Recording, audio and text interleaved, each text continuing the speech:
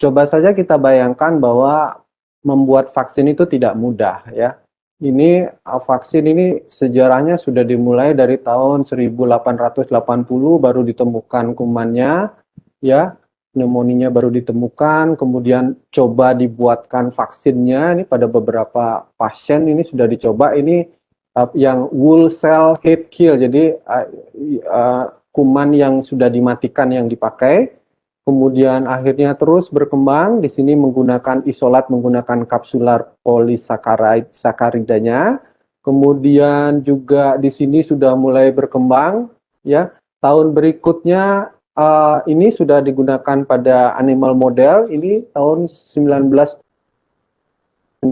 Kemudian tahun berikutnya baru ditemukan baru mulai penicillin dikenalkan antibiotik.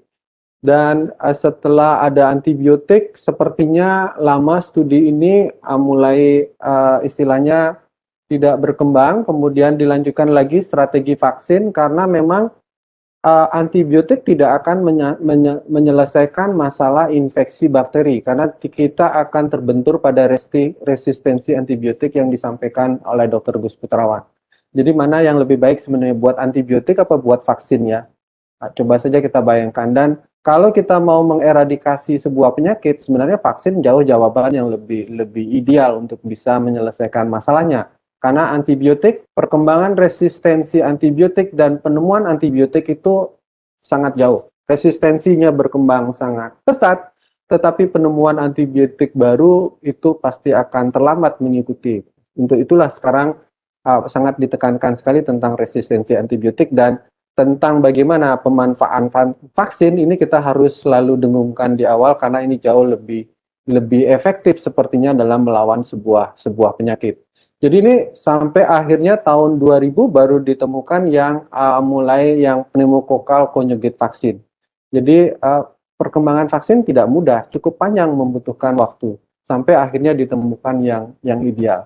Dan ini adalah vaksin yang bagaimana menggunakan vaksin yang conjugate dan ada dua vaksin tadi yang disampaikan Dr. Gus Putrawan.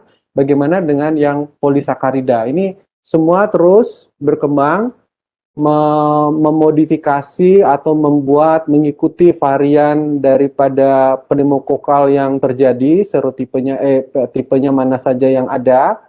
Kemudian begitu juga dengan yang polisakarida mengembangkan diri, membuat menjadi lebih imunogenik. Dan ini polisakarida dari tahun 1985 dan ini yang conjugate terus juga berkembang baik yang untuk pneumococcus maupun yang untuk conjugate yang tipe influenza dan juga yang untuk pneumococcus yang akhirnya VCP13 adalah merupakan varian yang vaksin yang terakhir yang ditemukan yang dianggap paling efektif dengan peran bakterinya yang lebih luas dan efek imunogeniknya yang lebih baik.